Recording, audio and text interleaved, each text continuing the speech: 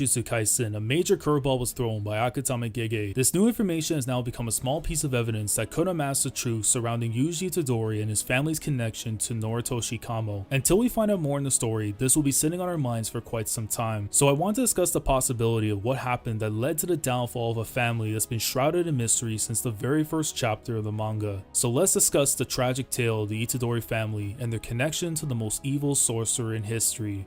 Let's go.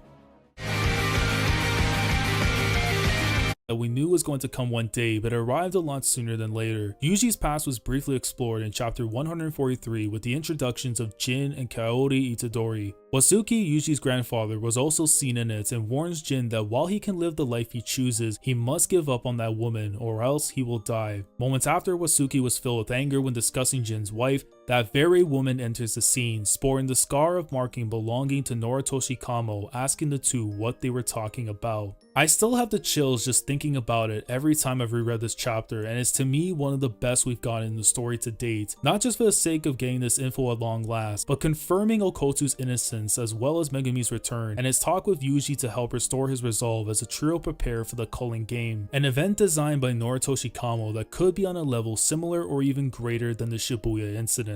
This gave us a snippet into something we all knew was going to be explored someday, but for Gege to give us a peek into Yuji's past was a pretty major deal. The very fact that he was able to recall that dormant memory from his past tells us that there is more to come when we visit it in full detail. But until then, we have to wonder, what exactly happened that led to the destruction of the Itadori family? For one, this tragedy was caused by none other than Noritoshi Kamo. After learning of Kamo's power to swap between bodies from one host to another over the course of 150 years and possibly even longer, it was almost certain that we'd reach a midway point between the original Kamo and Geto Suguru, and the middle ground between those two was in fact Kaori Itadori. It was stated that she had died in the past, but depending on the events until they are told to us by Gege, I'm of the belief that Kamo was able to take control of Kaori's body, which led to this moment of her appearing before her husband and Wasuki. In the official fan book, Gege was asked why didn't the fake Geto heal the stitches on his forehead, to which Gege replied that it's a binding vow and he can use the reverse curse technique to do so. One key detail that needs to be brought up and reminded is that the marks on Kaori's head is far different from the ones we've seen in both Kamo's and Geto's. Instead of stitches, Kaori sports a scar that looks to have healed over a period of time. This could mean one or two things: that Kamo has settled into Kaori long after Yuji was conceived, or by some miracle, Kaori was able to survive being possessed by Kamo. Now we have to remember something that was stated by Choso at the beginning of the Itadori extermination arc. He said to Yuji that your father had stitches on his head. Now that we've seen Kaori sport the same marking on hers, we don't know if this is a mistake on Choso's part or that at some point after Kaori, Kamo had then taken control of Jin. Given the fact that Yuji only barely remembers his father and not his mother, going back to his conversation with Junpei, it fits in line with what Choso said, as it might have been one of the only other things from his past that he remembers. Jin stated that babies remember more than we think,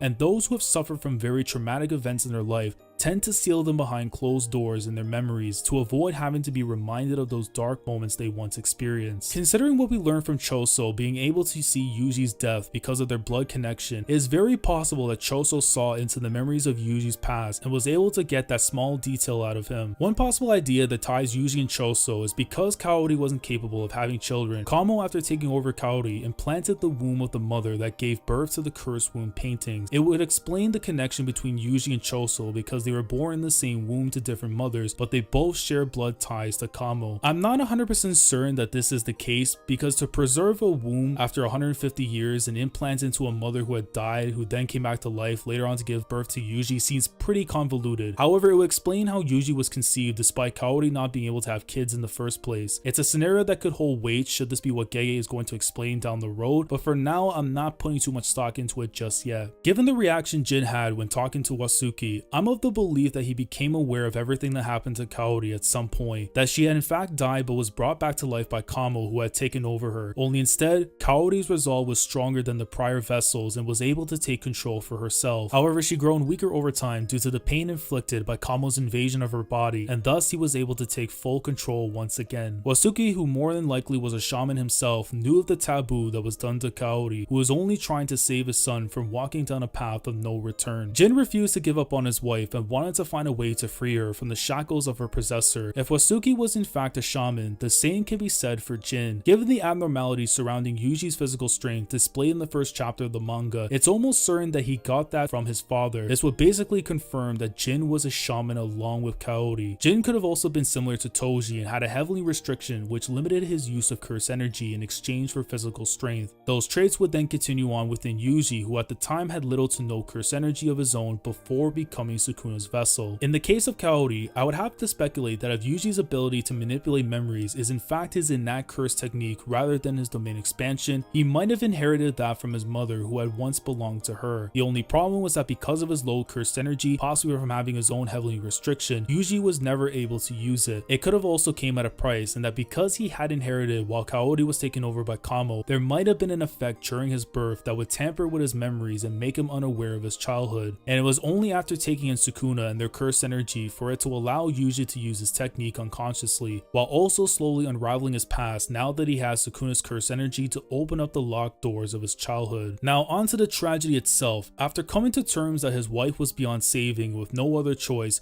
Jin fought the possessed Kaori in hopes to end her suffering as well as vanquishing Kamo. However, instead, it led to Jin being taken over by Kamo. In a similar fashion to what happened with Toji at the end of his fight with Megumi, instead of taking his own life, Jin had taken his own, as he wanted to prevent his last memories before dying to be of him killing his wife and child. This would have led to Wasuki taking Yuji into his custody and raising him until his passing in the first chapter of the manga. If he was present to see his son and his daughter-in-law die in such a tragedy and have to keep this a secret from Yuji for so long, that must have hurt him deeply for all these years, that his son tried everything he could to keep his family together only to die in the process. Now, I've been thinking about chapter 1 and the final conversation between Wasuki and Yuji. It could also put a new meaning into what Wasuki says to Yuji about being surrounded by people when it's your time to go. Only instead, Wasuki is quoting what his son's final words to Yuji were before he had died, that he wishes for him to find people that will be by his side so that he doesn't feel lonely, so he doesn't end up just like his father. Whenever Yuji remembers his past and realizes his father said that to him in his final moments, it might be what fully cements his resolve as a shaman so that it may never waver again, that he'll face every obstacle in his path with a look of determination. It's something that feels close to what Gege would do, and if that were to be the case, it would be quite emotional to learn that this was how Yuji's family was destroyed. And if Yuji's last memory of his father is in fact seeing him die before his eyes, that is a memory nobody wishes to remember, that they would store it deep into their hearts so it would never be revisited. But once he's seen the world and come to terms with his past, it might be what aids him into becoming the sorcerer he wishes to be remembered as. He realizes that despite his position as a cog in the grand scheme of things, he'll continue to play his role until his final days. This backstory will be explored down the road, and when it does, it may have potential to be one of the highlight stretches of Jujutsu Kaisen. It's been carefully built up since the very start, and with the lock slowly opening towards the truth being revealed, we will know what caused the